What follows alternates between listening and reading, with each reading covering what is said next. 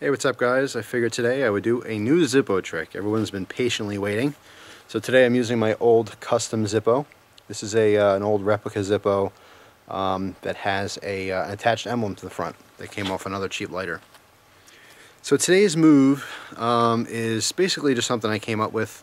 Like a lot of ballast song moves and Zippo tricks, if you come up with something that's brand new you've never seen before, there's still a pretty good chance someone's done it and already has named it. But as I mentioned in the beginning of my series doing Zippo trick videos, that they may or may not already have a name. I'm just assigning a name to make it easy.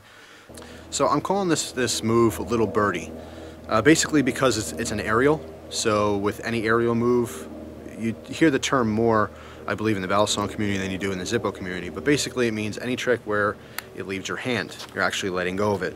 Now inherently there's a lot of danger involved. With ballast songs you can cut yourself. Letting a sharp knife fly in the air and then trying to catch it definitely can be dangerous. With Zippos I think it's even more dangerous because we're dealing with fire. Now a lot of times when you get burned on a Zippo, it's not necessarily the flame that burns you, but when you keep doing tricks, the flame heats up this sheet metal here, okay, on the chimney. That gets extremely hot. Most people don't burn themselves on the flame. In fact, you can hold your hand over it for a couple seconds and it's not going to burn. I don't suggest you doing that either, you know. But the metal gets extremely hot and it will scald you. It will easily burn you, okay? So when doing this trick, if you keep practicing it, and your flame is just continuously heating up that metal, when you go to catch it, that metal is going to stick to your skin and it's going to burn. So it's not good. Be extremely careful with this stuff. You can easily burn yourself. Just like when you play with knives, you can easily cut yourself. But for some reason, I always found Zippo tricks to be more dangerous.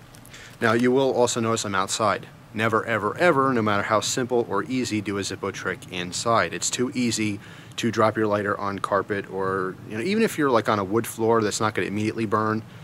It's stupid. Don't practice Zippo tricks or anything with fire indoors. Alright guys, move the camera back a little bit here so you can see what I'm doing. Again, this trick is called Little Birdie.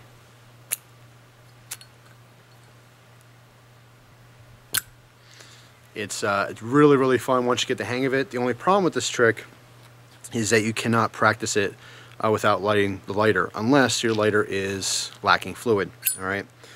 When you throw this lighter over, you're holding the wheel down, okay? So to actually transfer from one hand to the other, you're actually lighting the lighter. So there's no way to do this again if you have fluid in your lighter. I would definitely suggest doing this trick with an empty Zippo. If you have to buy a second Zippo for 10 bucks at Walmart, just so you have that insert that's not filled with fluid, so you can constantly practice tricks without actually lighting it, do so, okay? Because if you just try this the first time, you're going to drop your lighter, you're going to burn yourself.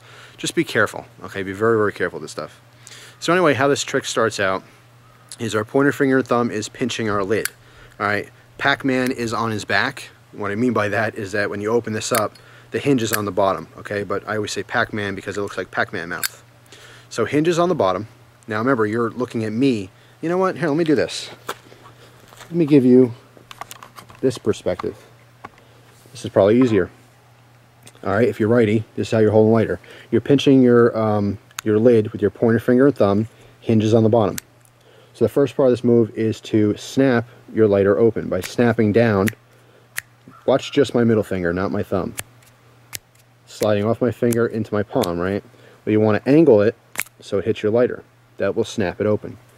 So that's the first step, snap your lighter open. The second step is to pinch or hold your lighter just like this. Your thumb is on the base of the case. I don't know why it reminded me of Ace of Base, the band. Base of the case, and then your pointer finger is resting on the spark wheel. Okay. Now, I'm going to get back to my other view here as I move my viewfinder around. Once you get to this point, this is where the hardest part of the trick is, and that is actually pinching down. Now, when you go to pinch down, you're going to spark your wheel, okay, or turn your wheel, therefore lighting the lighter. But because your grip is on that wheel, if you pinch down hard and fast, it's going to fly out of your hand. The idea here is to catch it with your other hand after one rotation, all right? I say one rotation because if you try to, say, throw this up in the air and do it, you're not going to be as consistent, okay? And you may catch it upside down and burn yourself. So I would go for one rotation for this move, okay? If you're going to do something else, you might as well call it a totally different move. So again, now from this perspective, pinching the lid, snapping it open, getting my grip on the base of the case, and my pointer finger on that wheel, sparking it at the same time, kind of letting it fly out of my hands into my other hand with one rotation. Okay, so it's going to spin around like this. And you can catch this either by the body or the lid, whatever's most convenient. Pretty much how it lands in your hand is going to be fine.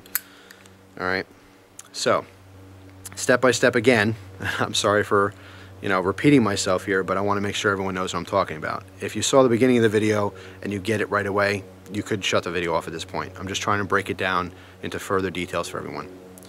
Pinching the lid, snapping it open, pinching the case and the wheel, sparking it into your other hand, and catching it. Now that time the spark wasn't enough to actually light the lighter because I'm running out of fluid now. But doing this right, in the right order, it'll work every time for you. It's not that hard to do. It's just the fact that you're letting go of the lighter may freak you out a little bit, and you may not want to catch it because our brain's telling us, no, that's fire, don't touch that.